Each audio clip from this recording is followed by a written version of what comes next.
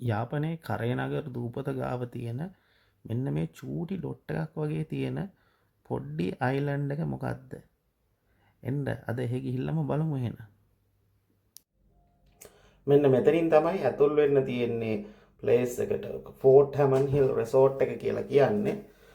Restaurant එක එහෙම ඔක්කොම තියෙන්නේ මේ කරයනග දූපතටම වෙන්න. ඕගොල්ලන්ට අයිලන්ඩ් එකට යන්න ඕන නම් බෝට්ටුවක් අරන් යන්න ඕන. ඕකේ තියෙන්නේ ඇත්තටම ඉස්සර ලන්දේසි බලකොටුවක්.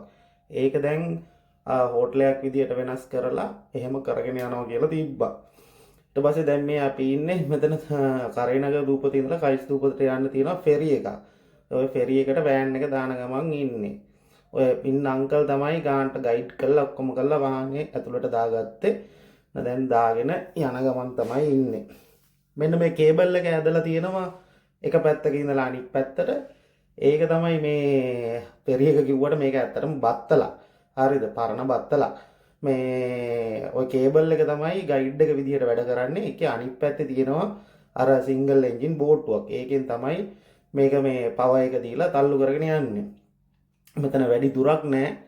විනාඩි 10ක් 15ක් වගේ තමයි ගියේ අනිත් පැත්තට යන්න. 15ක් ගියෙත් නැද්ද කොහෙද? ඉතින් මෙතනින් මේ ටික වටපිට බලාගෙන ෂෝක් එකේ යන්න පුළුවන්.